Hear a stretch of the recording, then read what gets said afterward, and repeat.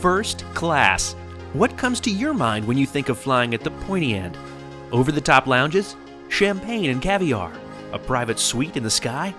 Well, what if I told you flying first class in the United States won't get you any of this? Well, in this video, we'll talk about expectations versus reality of flying first class in the U.S. Hello, jet setters. I'm Jeb Brooks from greenergrass.com. Whenever we publish videos here on our YouTube channel about U.S. domestic first class, I often read comments from people who are surprised by the relative lack of luxury. That's why we're making this video, to bust the main myths about U.S. domestic first class. But first, I just want to express to you how grateful we are to have had the experience to fly first class. Look, I love to fly no matter the class, and so any kind of experience is special. And please don't mistake any criticism for a lack of gratitude. We just want to make sure you know what you're getting next time you decide to book U.S. domestic first class. So let's get into it. What's flying first class in the U.S. really like? We'll start with some basics. First, we're talking mostly about the mainline domestic first class products here in the U.S. and narrow-body airplanes, the real backbone of domestic flying here. We're talking about 737s, 757s, and A320s. There are exceptions, and we'll talk about them as we go through. Okay, let's help you decide whether paying for that upgrade is worth it to you. The best way I know to do that is to consider the 5 dimensions of the JebScore. It's our unscientific way of ranking flights based on the lounge, the seat, the food, the in-flight entertainment, and the service. Now let's start with lounges. Surely a first-class ticket will get you access to these fancy airline lounges, right? Think again. Fly any of the big 3 U.S. airlines in first class, that's United, American, or Delta, and you will not be granted access to their lounge with a first-class ticket. That's right, you'll be hanging out in the gate area instead of sipping coffee and enjoying the buffet. This is one of the comments I hear most frequently. People just can't believe that a domestic first-class ticket won't get you into the lounge. But that's the surprising truth. The only U.S. airline which grants access to their lounges with a first-class ticket is Alaska. And that's great because their lounges are some of the nicest in the country.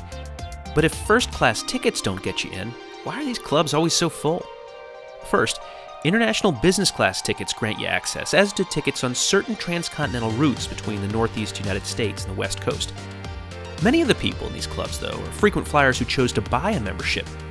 Others have sufficient status that the airline just gives them a membership. But most club goers have the right credit card. The basic rule of thumb to remember is, if it's a domestic flight and it's called first, you're not getting into the lounge with a ticket alone, unless you're flying Alaska. Now, let's talk about the seats on board. You've seen these over-the-top seats, these beds in the sky, suites, entire rooms to yourself. Well, here in the U.S., that's not quite what you get. Maybe when you think of a first-class seat, you think of something that looks like a hotel room rather than a seat on an airplane. Your own private suite in the sky, complete with a seat that turns into a giant bed, a huge TV screen, even a closing door for complete privacy. I've been lucky enough to fly in some of those, and let me tell you, it's an incredible experience. But heads up, you're not going to find these seats flying domestically here in the U.S. Instead, first-class offerings here typically mean a simple recliner-style chair with no bells or whistles. You will get a couple of more inches of leg room, and maybe the seat's a bit wider than economy. You'll find a tray table and a small drinks tray, but that's about it. The seats are fairly basic. On most narrow-body aircraft, these seats will be laid out in a 2-2 configuration. All right, ready for a secret about how to get a better first-class seat in the U.S.?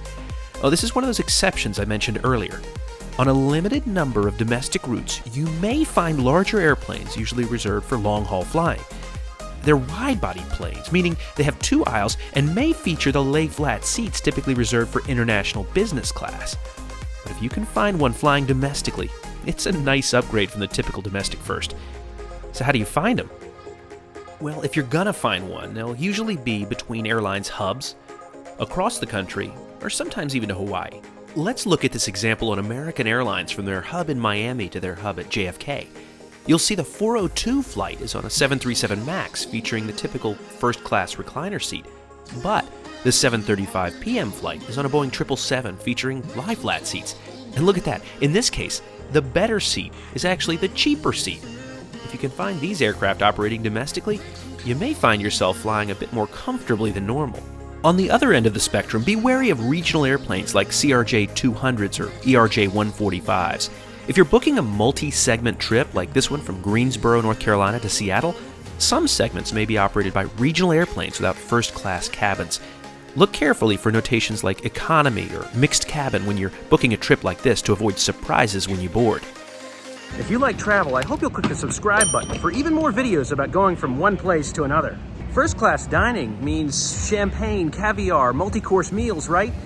Not here in the US. You may think that food when flying first class always includes a fine dining menu, fancy meals served on china, and cocktails in the sky.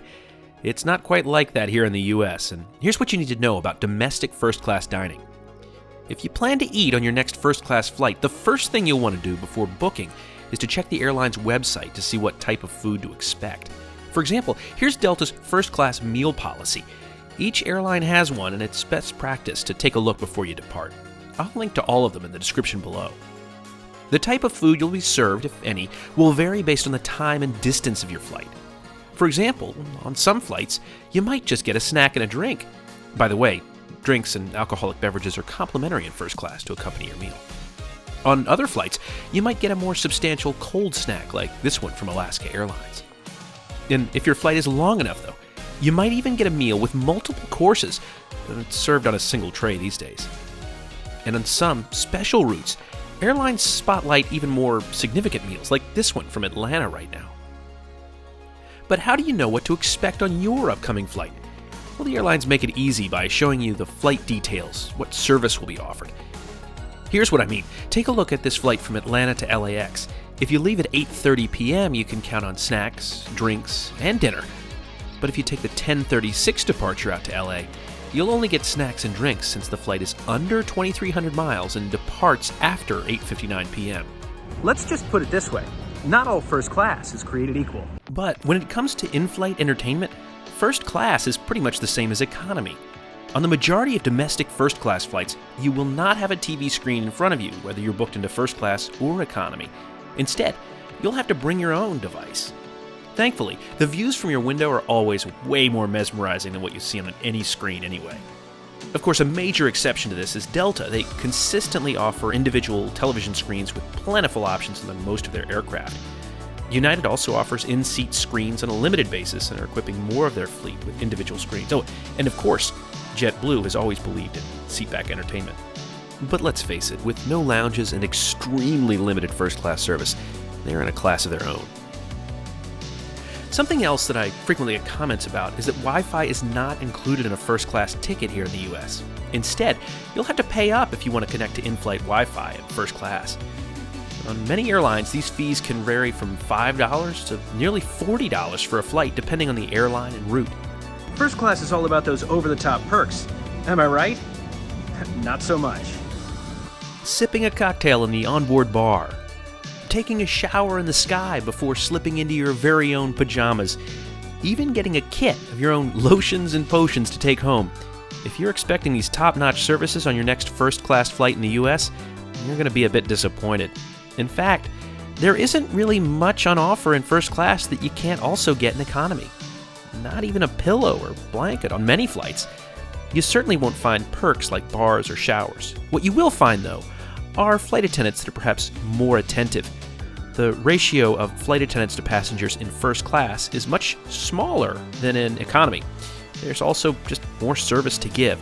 So if you're looking for the attention of a flight attendant, first class might be a better choice. No matter what kind of ticket you buy, whether it's the least expensive economy ticket or the most expensive seat in first class, all the airline really promises to provide is passage from one place to another. Everything else, all the other added frills are designed to woo you to their airplanes. And all we wanted to do here was make sure you knew what to expect next time you're deciding whether to upgrade. Between now and the next time, see you in the sky, first class or not.